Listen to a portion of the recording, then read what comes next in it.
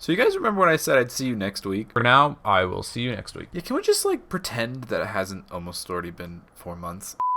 Does anyone else remember when Netflix was like, good news everyone, we're gonna be releasing a new movie every single week this year? And everyone was unequivocally like, yay! Except for me, I was like, Well, I've been watching a lot of the new releases this month, and they've all just kind of been not good. So it got me thinking about my skepticism that I had at the beginning of the year, and if my skepticism was justified, and I made a spreadsheet, because I guess I have nothing else better to do with my time. So here's all the original movies Netflix has released on the left side.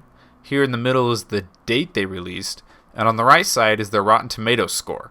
And I also made a graph. So now with the results being in, I was right. So far, 36 movies have been released, and the average Rotten Tomatoes score is 60%. If you round up.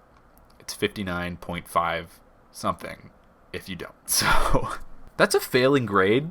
I mean, I guess it kind of makes sense. Netflix isn't going to be like, hey everyone, we're going to release a new movie every single week this year, and they're all going to be trash. I was right about the movies recently being especially awful. 6 out of the 7 movies they've just released got a Rotten Tomatoes score less than 60%. So what is happening? I don't know, but I'm going to talk about these movies just because I watched them, and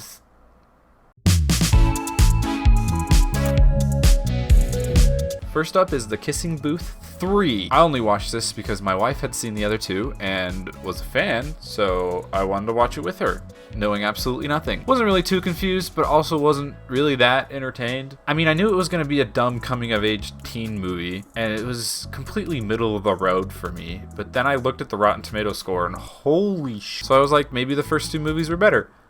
Nope.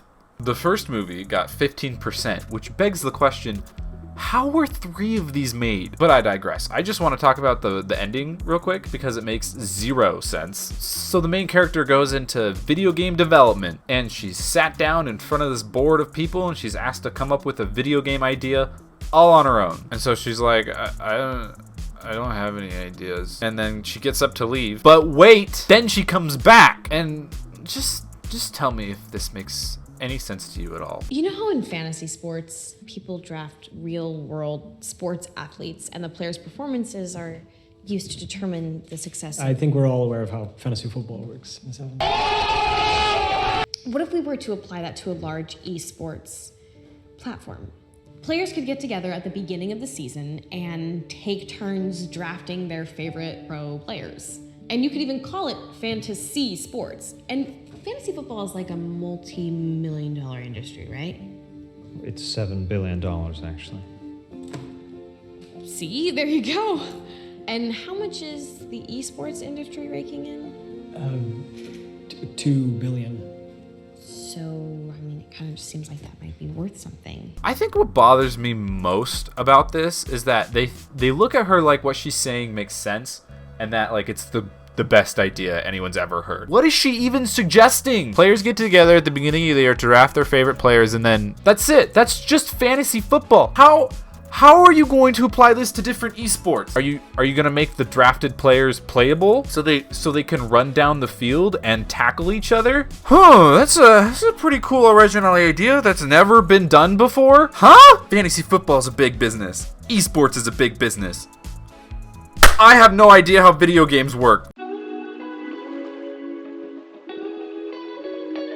Oh boy, can we please talk about Hes All That? I just want to preface this by saying that I had no idea who Addison Rae was, because I'm a 22-year-old man and I don't watch dancing videos on TikTok. But if you don't already know, Addison Rae has 85 million followers on TikTok because of her dancing videos, and now she's an actor, and oh boy does it show. I honestly believe this movie failed because of how bad of an actor she is. There's a few moments in the script that like don't make any sense at all, but it's mostly her. I mean, the script it stands fine on its own. Okay, girl is obsessed with this boy, goes on this self-journeying discovery about how life isn't all about social media, becomes a better person. I'm not saying it's an original idea, but like it could have been executed better than this. Everything she does or says just has the same tone and emotion. Just watch. Pageant?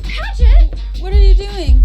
Okay, that's ridiculous. I mean, who the hell does he think he is? That's it! So I just noticed something in editing.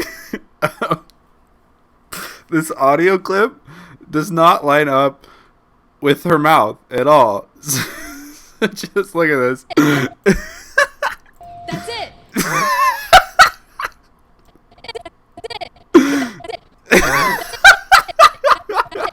The chemistry between the two characters is non-existent. One of the inciting incidents of their love is her throwing literal horse at him, and they think it's the funniest ever. And then there's more of Addison Rae acting. Wow, what about movies?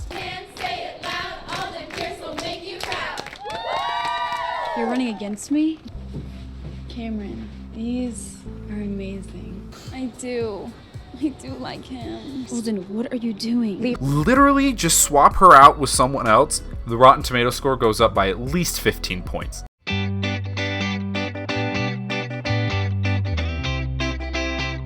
So this one surprised me. Out of all the movies that have been released this year, this one has come in dead last. Worse than Thunder Force, which failed on practically every level. It has 18% on Rotten Tomatoes. So I had to watch it. Let's talk about why it sucks. Because it does. I watched it. It's not very good. This movie is comparable to Fight Club in that there's this imaginary character that only exists to one person throughout the majority of the film. So what happens is Jason Momoa finds out this pharmaceutical company took his drug off the shelf, and he's Mr. Big Boy mad about it. So he threatens the CEO of the company on live television. If my wife dies, it's your death sentence. I will hunt you down and kill you with my bare hands. And then doesn't get in trouble for it. Anyway, so his wife dies, and it's actually pretty heartbreaking.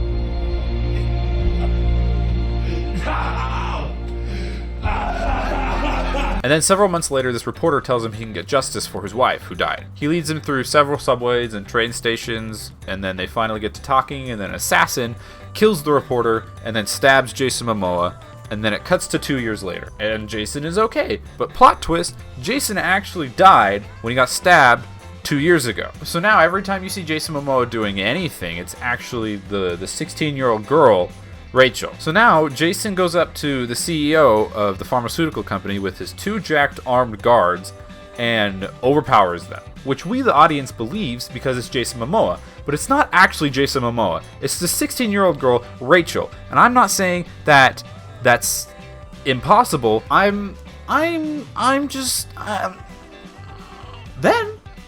she just kills the CEO of the company and one of the armed guards. Just killed them. The problem is the drug they pulled off of the shelves. Like, you don't even know if that was gonna save your mom. Like, you don't even know that. It had like an 80% success rate, which I'll admit is high, but this is just like some corrupt pharmaceutical person, and you just go and kill him. Like, that's not okay. You can't just do that. We're not rooting for you as a person anymore. But the whole movie is like, big businessman is corrupt, and that gives me justification for killing him. Like, no, it doesn't! So anyways, that kicks off a series of events where she starts driving to Canada, and she's passing through these toll booths, and no one is questioning why this 16-year-old girl is just driving by herself. Like, does she even have a license? Where has she been living for 2 years while her dad has been dead? So she stops at a hotel, and these 2 armed assassins come and try and kill her, and we're just supposed to believe that she overpowers and kills both of them. So then she goes to this dude's house, who apparently has information about the mastermind behind this whole pharmaceutical shenanigans. And then this other assassin, who's the one who killed Jason Momoa in the first place, comes and shoots the dude before he can tell her who the big mastermind person is. And this Jason Momoa assassin has fire bullets for some reason, and he only uses them one time. And then afterwards, she does the stupidest thing possible and goes and talks to the assassin who's trying to kill her in a diner and then he tells her who's behind the whole operation! And that's not even the worst part, because he lets her go, knowing that information. He just lets her walk out! This guy's the worst assassin of all time. So anyway, then the police chase her up to the top of the Heinz football stadium in Pittsburgh. And that's where we get the twist that Jason Momoa has been dead the whole time. And then she jumps from the Heinz stadium into the river that's next to it. Let's just measure the distance real quick. Okay. Oh, 300 feet. Interesting. So not only did she leap 300 feet from the stadium into a river, she also survived because the paramedics picked her up from the water before she drowned. So she's fine. And then she wakes up in the ambulance and like causes it to crash and probably killed a few people in the ambulance, and they were just trying to like save her life. So then you get this scene with her and Jason, and Jason is comforting her, and the only thing you can be thinking at this point in time is like you're a psychomaniac and you don't deserve any sympathy because you just went on a killing spree and killed like 8 people. But wait, then she goes to the head honcho behind the whole operation, and then she runs into that assassin with fire bullets, and they get into a tussle and she kills him, but like not before this idiotic scene.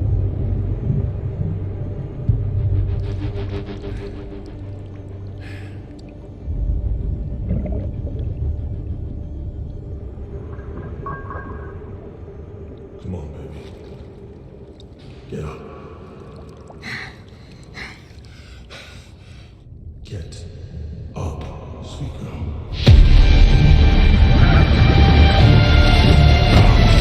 And then she just reveals the whole scene to this 16-year-old girl for no reason. And of course she's recorded that whole thing.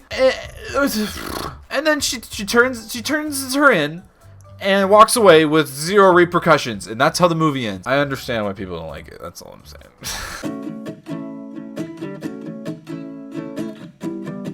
Here's some brief talking points for this one. We have Victorious and we have her best friend.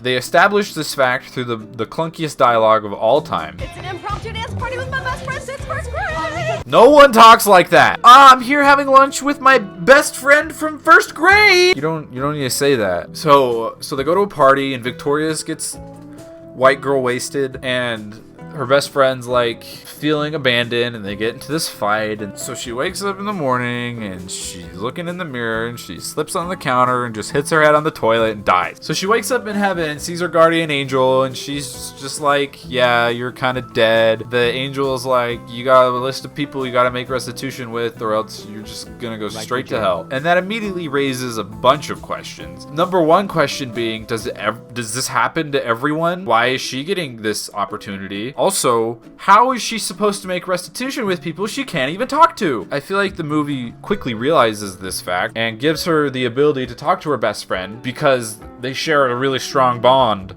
or something. Anyway, she goes to see her dad, who's also on her list, and he's like super depressed. Oh, quick side note. Apparently she can interact with objects, and that's not one of the first things she tries when she tries to get closure with her mom. She just uses her best friend from first grade, and to get closure with her dad, she just kind of like moves some stuff around, and he says, I can take a hint, universe. Instead of being sane and asking who broke into his house. And then at the very end, this happens. So what good would living do me? 'Cause God only knows what I'd be without you. And he can just see his daughter, who's been dead for a year, and he just smiles. And also, let's not forget, this is supposed to be like a super rare occurrence that almost never happens, and when it happened to her, she started to... Sorry for interrupting, but you are never gonna believe what happened. Lisa can see and hear you. Yep, everyone knows. You're trending. Trending?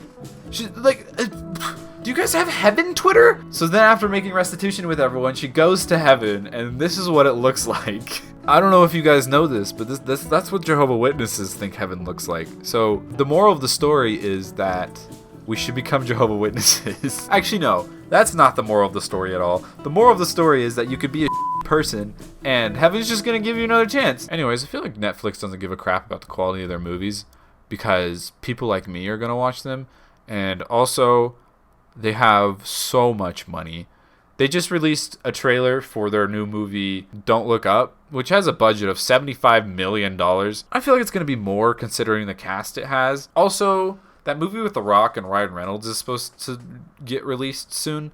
So basically what I'm saying is Netflix has a lot of money. That's the end of the video. You should subscribe. I promise to upload more.